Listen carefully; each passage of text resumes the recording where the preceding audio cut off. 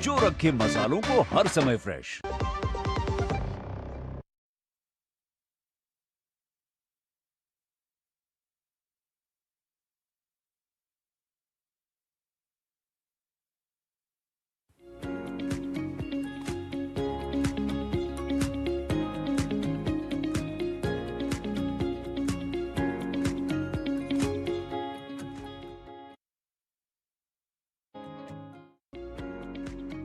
Screen तो आपकी है, पर अब आपका हुनर पूरे देश तक पहुंचेगा। डिजिटल दुनिया में जिन खासतौर से क्रिएटर्स ने अपने हुनर से रील्स को रियल बनाया, लाइव्स को लाइफ बनाया और फॉलोअर्स को फैमिली, आज वही टैलेंट पहुंच रहा है टीवी की सबसे भरोसेमंद स्क्रीन। डीडी न्यूज लेकर आया है क्रिएटर्स कॉर्नर, एक ऐसा मंच जहां सोशल मीडिया इन्फ्लुएंसर सिर्फ कंटेंट नहीं दिखाते बल्कि अपनी कहानी, क्रिएटिविटी, कमिटमेंट भी शेयर करते हैं। यहां हर क्रिएटर को मिलेगा पूरा क्रेडिट, आपका नाम, आपका चैनल, आपकी पहचान। मंच हमारा, क्योंकि हुनर का सम्मान होना चाहिए और पहचान होनी चाहिए राष्ट्रीय। तो तैयार हो जाइए रील से रियल तक, मोबाइल से मेन स्ट्रीम तक और सोशल मीडिया से राष्ट्रीय मंच तक के शानदार सफर के लिए। आप देख रहे हैं क्रिएटर्स कॉर्नर, जहां क्रिएटर्स बनते हैं सेलिब्रिटीज।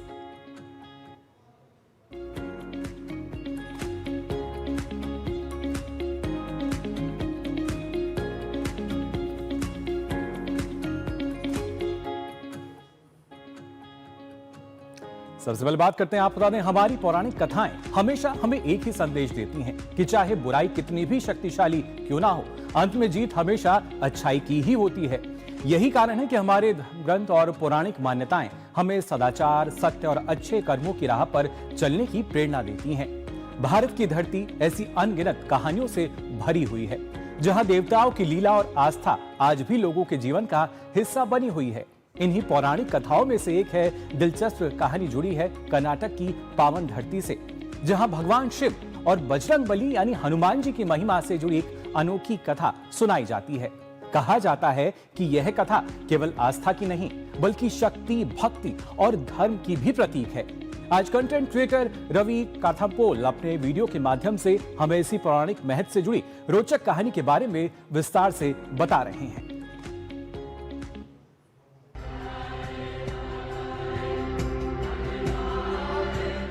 यूं उसकी परीक्षा का काल समाप्त हुआ और दिव्य संकल्प से एक नया अध्याय शुरू हुआ।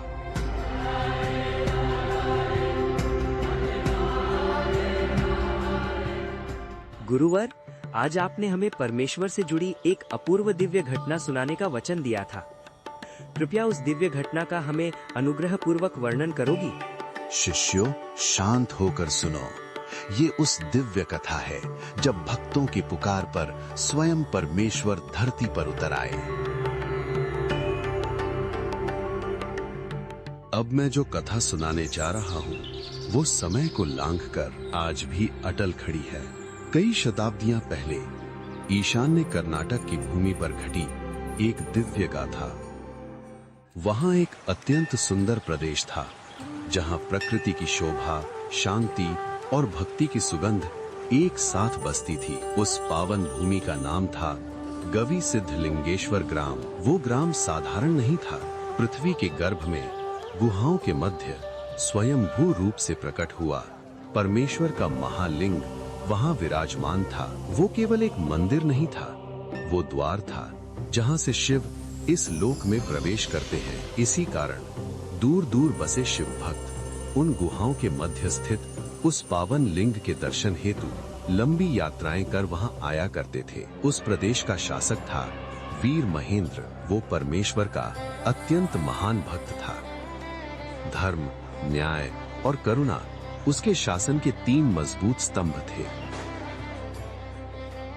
एक दिन उसने शिव शरण महर्षि को बुलाकर मंदिर को अर्पण स्वरूप स्वर्ण दान किया। परमेश्वर के आशीर्वाद से उस ग्राम के लोग शांति और सुख के साथ अपना जीवन व्यतीत कर रहे थे। किंतु अधर्म सदैव मौन रूप से प्रवेश करता है। विजरक नामक एक राक्षस जो बचपन से ही देवताओं के हाथों अपमान सहता आया था। यद्यपि उसका पिता शिव भक्त था, परंतु शिव की कृपा उस पर नहीं उतरी, ऐसा विजरक का विश्वास था। यहीं उसके मन में विष ने जन्म लिया। उसी द्वेष के साथ विजरक में भयानक तपस्या आरंभ की। अपने तपोबल से उसने ब्रह्मदेव को प्रसन्न किया। उसने जो वर मांगा, जब तक मैं इस धरती पर मौजूद हूँ, देवता, देवियां, मनुष्य या कोई भी प्राणी, किसी के कारण मेरी मृत्यु नहीं होनी चाहिए। सृष्टि के नियमों के अनुसार ब्रह्मदेव ने उसे वो वर प्रदान किया। उस वर का दुरुपयोग करते हुए विजरक का अहंकार और अधिक बढ़ गया। परमेश्वर के प्रति उसका द्वेष भयानक रूप ले चुका था। शिवालय, गोपुर और शिव की पूजा करने वाले भक्त, उसकी क्रूरता से कोई भी बच न सका। एक एक कर सभी मंदिर ध्वस्त कर दिए गए। अंततः केवल गवि सिद्ध लिंगेश्वर का धाम शेष रह गया। विजरक जानता था कि जब तक वो मंदिर खड़ा है, इस पृथ्वी पर शिव की शक्ति विद्यमान है। इसीलिए उसने अंतिम बार उसे ही नष्ट करने का निश्चय किया। इस सत्य को जानकर हिमालय पर्वतों में निवास करने वाले महर्षि और अघोरी परम शिव के आगमन हेतु तपस्या में लीन हो गए। दिव्य नृत्य, ओंकार नाद और साधना प्रारंभ हो गई। गुरु कृपा प्रसादेन स्मरामि परमेश्वरम् महाकालं महादेवं सर्वशक्ति प्रदायकम्।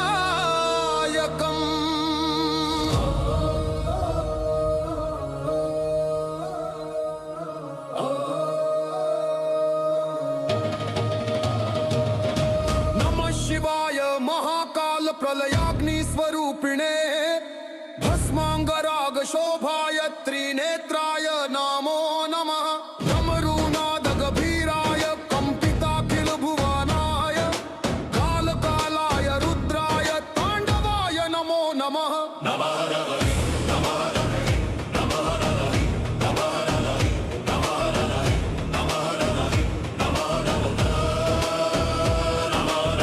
जटाजूट प्रवाहाय गंगाधर नमो नमः।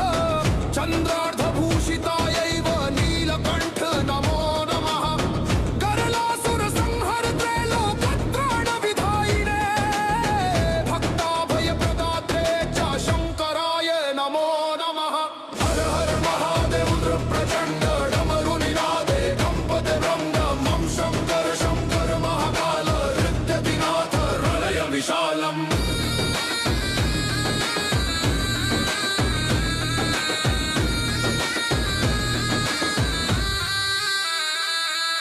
त्रिशूलधारिणे सत्य धर्म संरक्षकाय च अधर्म दर्पनाशाय भस्मीकरणकारिणे तांडवलय समायुक्त काल चक्र प्रवर्तिने शिव तत्व प्रबोधाय महेशाय नमो नमः। नमो नमः नमो नमः नमो नमः नमो नमः नमो नमः नमो नमः नमो नमः। श्मशानवासी शून्यस्थ चेतनैक स्वरूपिणे भयरहित महायोगिन विरागाय नमो नमः। नाद्यन्तरहितायैव अनन्ताय अमलाय च निर्गुणाय निराकार शंभवे नमो नमः। विजरक राक्षस विनाश की आग बनकर सब कुछ मिटाता जा रहा था और मानव जाति ईश्वर के आगमन की आशा में बस प्रतीक्षा कर रही थी। गुरुदेव, राक्षसों के इस भयानक अत्याचार के बाद भी शिव का आगमन नहीं हुआ। क्या उन निर्दोष लोगों की आस्था को स्वयं महादेव ने अनसुना कर दिया? विजरक को ब्रह्मदेव का वरदान प्राप्त था, इसलिए धरती पर उस राक्षस का वध करना असंभव था। तो फिर उस राक्षस का संहार कौन करेगा और दोबारा इस संसार में धर्म की स्थापना कौन करेगा?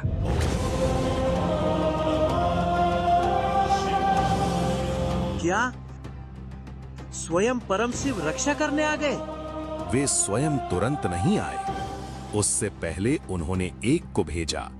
वो राक्षसों को खदेड़ खदेड़ कर संहार करने लगा और विजरक के लिए धरती पर खड़ा होना भी भयावह बना दिया। और वो कौन था?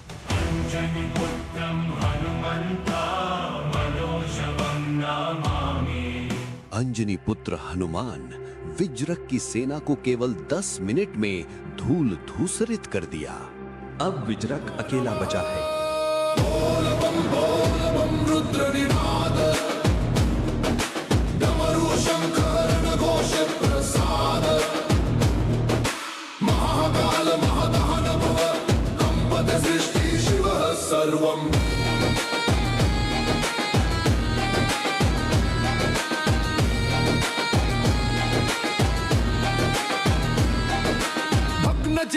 प्रदग्धानां शरणागत वत्सलत् वन्नाम स्मरणेनैव जायते नवजीवनम् भक्तिभावन्मस्तकं दत्त्वा यो नमते नरः सलभेत महाबलम् अमृतत्वं च शाश्वतम् युगान्ते संहरसि त्वं पुनः सृजसि सर्वदा लय एव तव सृष्टिवेदवाक्यं प्रकाशते न तव नाश आरम्भो न मध्यं नापि संस्थितिः प्राणेषु कणकणेषु शिव एव व्यवस्थितः हर हर महादेव गगननिनाद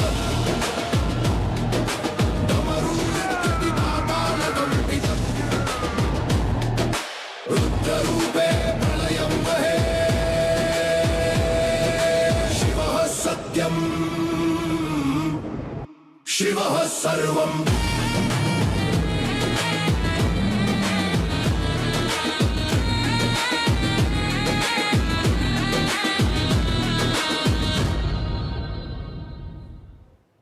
इस तरह हनुमान ने विजरक को धरती पर खड़ा होने तक न दिया और तब शिव ने आकाश से उस राक्षस का संहार कर दिया।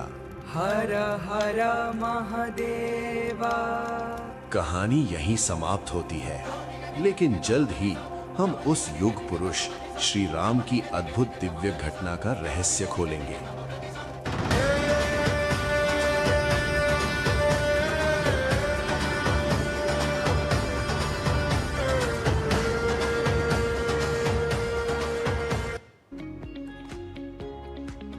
तो देखा आपने, पौराणिक कथाएं सिर्फ कहानी नहीं बल्कि इसमें कुछ सच्चाई भी है। और ऐसे में सवाल ये भी आता है, क्या कलयुग में भी भगवान पृथ्वी पर मौजूद हैं? ओडिशा के पुरी में स्थित जगन्नाथ मंदिर को लेकर एक रहस्यमयी मान्यता भी है। कहा जाता है कि भगवान कृष्ण का पवित्र हृदय, जिसे ब्रह्म पदार्थ कहा जाता है, आज भी भगवान जगन्नाथ की मूर्ति के अंदर सुरक्षित है। हर 12 से 19 साल में एक गुप्त अनुष्ठान के दौरान इसे नई मूर्ति में स्थानांतरित किया जाता है। और हैरानी की बात यह है कि मंदिर के शिखर पर लगा ध्वज कई बार हवा की उल्टी दिशा में उड़ता दिखाई देता है। अब ये आस्था है या विज्ञान? पुरी के इस रहस्य पर social media influencer Damini Chopra विस्तार से बता रही हैं। In Hinduism, time is divided into 4 yugs: Satyug, Dwapar Yug, Treta Yug, and Kali Yug, which is supposed to be filled with confusion and chaos. It is said that all the lords withdrew from the world in Kali Yug except for this one. Hi, it's me, Damini. Come, let's find out if Lord Jagannath of Puri is still here as he is believed to be.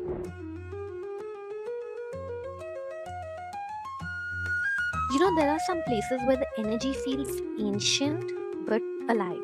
The Jagannath temple in Puri is one of them. It was built in the 12th century and it is more than just a temple. It is a living legend. Here, Lord Jagannath isn't worshipped alone, he is with his siblings. But what gives me goosebumps is the story behind the idol. They say that after Lord Krishna left his earthly form, his heart did not burn on the fire. It stayed alive, eternal. And that sacred heart, known as the Brahma Padartha, is placed inside the wooden idol of Jagannath at Puri. And you know, it is carefully transferred every 12 to 19 years in a secretive ritual that even the priests cannot see. They have to stay blindfolded. Now, this isn't just history, it's devotion carved into time. And now, as I walk through this ancient space, let's explore the mysteries that dance in its air. Now, the flag, a lot of times it blows in the direction opposite to that of the wind. Not at the moment, but a lot of times it does.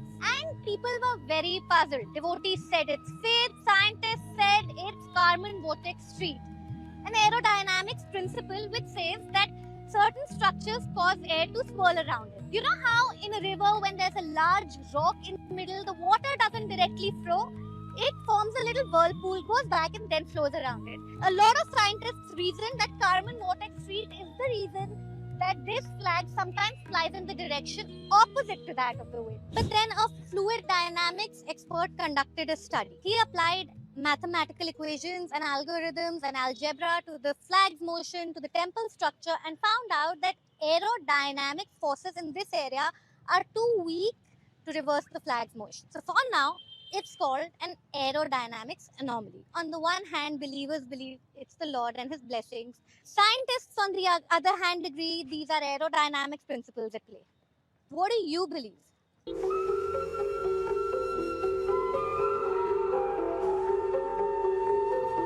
Puri Jagannath is one of the holiest places in Hinduism. It's one of the 4 dhams.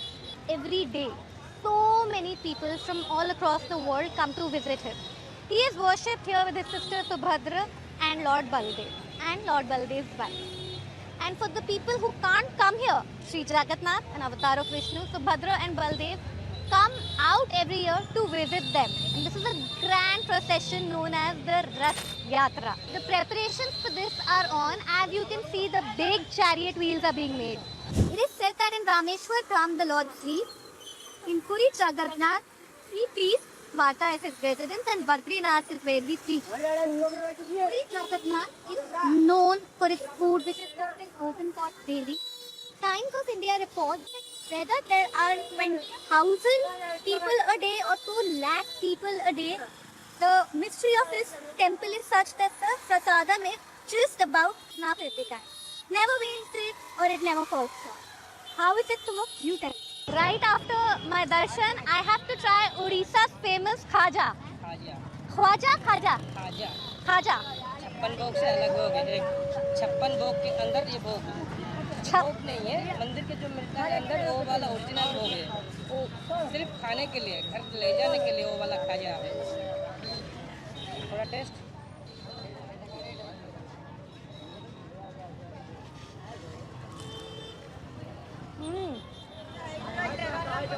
It's like a fried dough ball with chashti. After seeing this beautiful temple architecture, its energy, I am born to another house. तो ये विज्ञान है या चमत्कार, लेकिन जीवंतता का अनुभव जो है वहां पर जरूर होता है। फिलहाल हम यहाँ रुकने एक छोटे से ब्रेक के लिए। खाने में मेरी क्वीन के लिए क्या है? किंग मटर पनीर, किंग बैगन भरता, king veg pulao, king palak paneer kofta. ये सब किंग क्यों? क्योंकि ये सब बना है MDH किचन किंग से। आपका बॉस MDH किचन किंग, असली किचन किंग। MDH।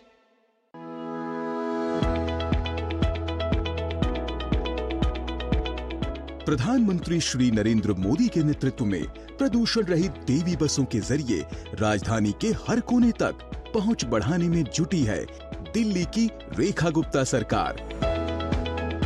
दिल्ली का हर सपना होगा साकार। 3400 EV बसें हम दिल्ली की परिवहन व्यवस्था में जोड़ चुके हैं। इलेक्ट्रिक बसें बढ़ा रही हैं अंतिम मील कनेक्टिविटी। महिलाओं के लिए पिंक सीटें होती हैं आरक्षित। पैनिक बटन और CCTV कैमरों से यात्रा होती है सुरक्षित।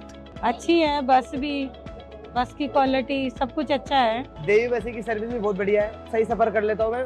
पूरा होगा आसान सफर का वादा, प्रदूषण कम करने का इरादा।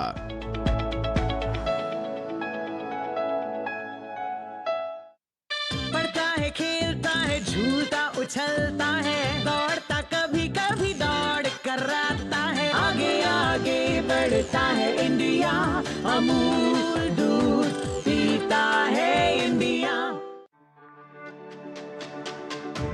मेरी पसंद, मेरी पसंद,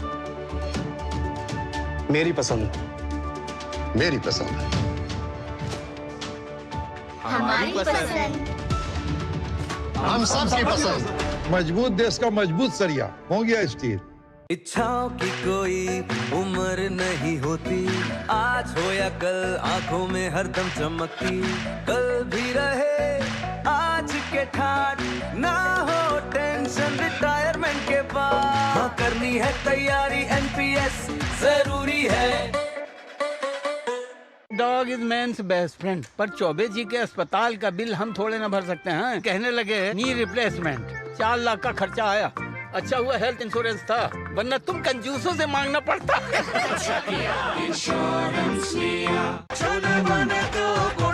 गोल्डी छोले मसाले, जहाँ जाए रिश्ते बनाए। गोल्डी लाए हैं फ्रेश लॉक टेक्नोलॉजी, जो रखे मसालों को हर समय फ्रेश। ब्रेक के बाद आप सभी का एक बार फिर स्वागत क्रिएटर्स कॉर्नर में। आइए आगे बढ़ते हैं। आपको बता दें, देश में महिलाओं के स्वास्थ्य की दिशा में एक बड़ा कदम उठाया गया है। प्रधानमंत्री नरेंद्र मोदी ने राजस्थान के अजमेर से 14 साल की लड़कियों के लिए देशव्यापी HPV टीकाकरण कार्यक्रम की शुरुआत की। इस पहल का उद्देश्य है गर्भाशय ग्रीवा यानी सर्वाइकल कैंसर को जड़ से खत्म करना। भारत में महिलाओं में कैंसर से होने वाली मौतों का एक बड़ा कारण यही बीमारी है। इस अभियान के तहत देश भर के सभी राज्यों और केंद्र शासित प्रदेशों में लगभग 1 करोड़ 15 लाख 14 वर्ष की लड़कियों को यह वैक्सीन दी जाएगी। और सबसे खास बात यह है कि यह टीका सरकारी स्वास्थ्य केंद्रों पर मुफ्त उपलब्ध होगा। तो यह योजना कैसे काम करेगी और इससे बेटियों को क्या फायदा होगा, सोशल मीडिया इन्फ्लुएंसर मीठी चौधरी अपने इस वीडियो में इस पूरी पहल को विस्तार से समझा रही हैं। मोदी सरकार ने देश की बेटियों को एक बड़ी सौगात दी है। सर्वाइकल कैंसर जैसी गंभीर बीमारी से बचाव के लिए केंद्र सरकार ने ऐतिहासिक कदम उठाया है। प्रधानमंत्री मोदी ने अजमेर से देशव्यापी HPV वैक्सीनेशन अभियान की शुरुआत की है। लक्ष्य है हर साल करीब 1 करोड़ 15 लाख 14 साल की लड़कियों को मुफ्त टीका लगाकर सुरक्षित भविष्य देना।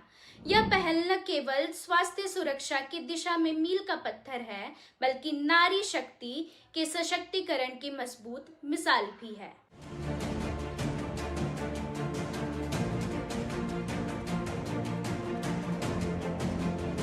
कैंसर एक ऐसा नाम जो किसी भी परिवार को चिंता में डाल देता है, खासकर जब बात बेटियों की हो।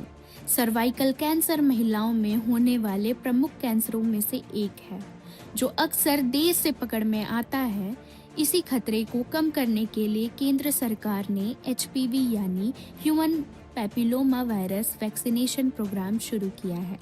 HPV एक सामान्य वायरस है जो संपर्क के जरिए फैलता है और इसके कुछ प्रकार आगे चलकर सर्विक्स के कैंसर का कारण बनते हैं।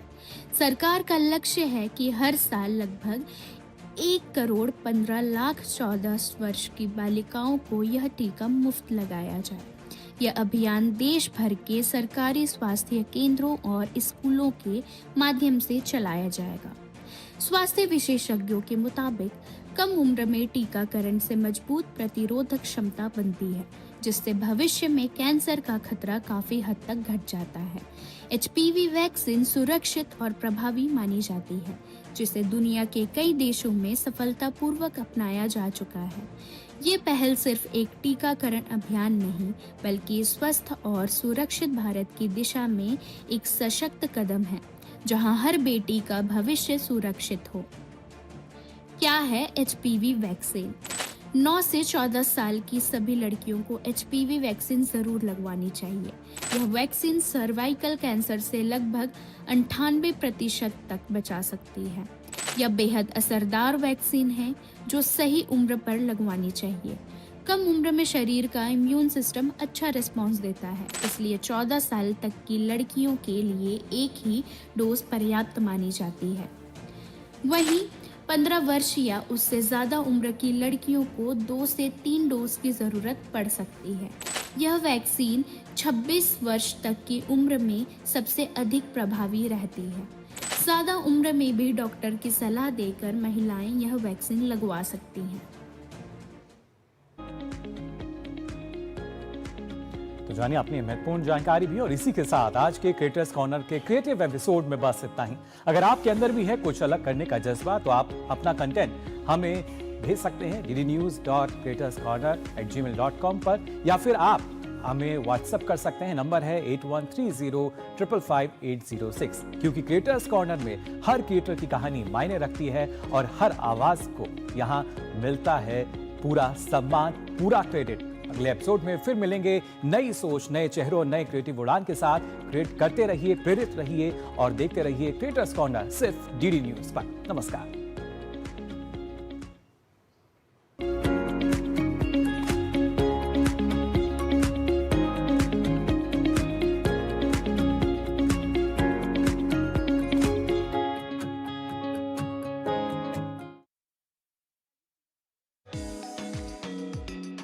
वैश्विक मंच